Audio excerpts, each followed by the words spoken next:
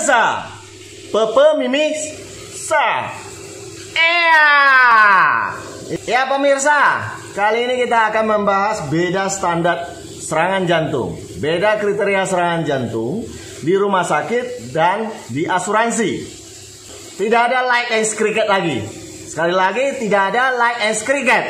Seluruh jagat maya alam semesta penuh dengan like and cricket. Saya lagi dulu guys. Jangan lupa like, comment, and cricket. Salah.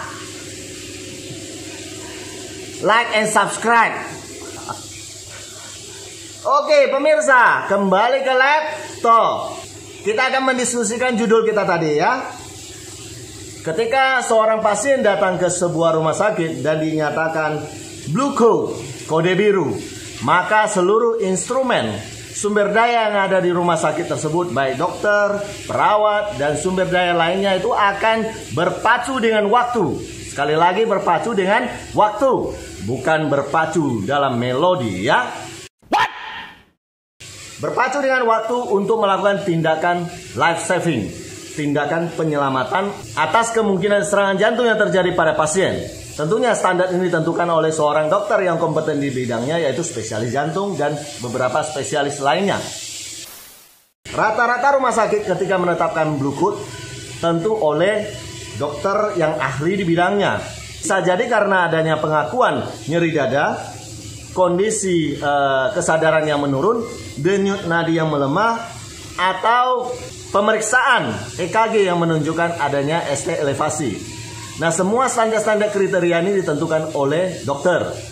Nah, sekali lagi disclaimer, apa yang saya jelaskan ini jangan dijadikan sebagai patokan medis, karena dokter yang mempunyai wewenang dan kompeten di bidangnya untuk menentukan standar ini. Ketika sebuah kode blue code ditetapkan di rumah sakit, maka semuanya berpacu dengan waktu untuk melakukan penyelamatan terhadap pasien tersebut. Karena ya, jelas-jelas waktu berpengaruh terhadap kemungkinan hidup atau tidaknya pasien tersebut akibat serangan jantung, juga berpengaruh terhadap kualitas kehidupan dia seterusnya. Ya, potensi kerusakan otot jantung yang membesar dan akibat-akibat efek samping lainnya. Jangan dijadikan patokan medis ya. Sekali lagi, saya bukan dokter ya. I am not licensed in this field ya. Saya belajar hukum dan mungkin beberapa saat lagi saya kalau beruntung bisa dilisensi untuk berpraktek secara hukum. Oke, kembali ke laptop. Perusahaan asuransi menetapkan standar serangan jantung. Standar klaim serangan jantung itu adalah satu, adanya nyeri dada yang khas dinyatakan oleh seorang dokter. Yang kedua, adanya perubahan EKG, elektrokardiografi, yang menyatakan tanda-tanda adanya serangan jantung, atau ST elevasi, atau peningkatan gelombang alfa, atau dalam bahasa medisnya disebut akut miokard infarct, dan beberapa istilah lainnya ya, STEMI, AMI, dan sebagainya. Kebetulan karena saya suka mempelajari medis dan hukum, saya mungkin mengetahuinya sedikit-sedikit saja ya. Oke. Yang ketiga, adanya peningkatan enzim jantung CKMB atau troponin I dan T, yang mana itu adalah salah satu tanda serangan jantung. Yang keempat, adanya penurunan fungsi ventrikel sebelah kiri jantung di bawah 50% setelah 3 bulan pasca serangan jantung. Nah, bila 3 daripada 5 kriteria ditemukan, maka klaim akan berhasil dibayarkan. Pemirsa, apa pemirsa?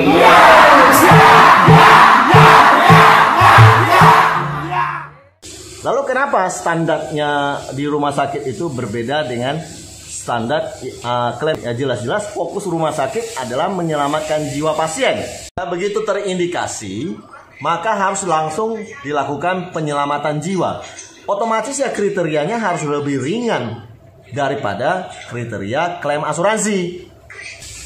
Dan fokus daripada perusahaan asuransi adalah kepastian bahwa itu adalah serangan jantung.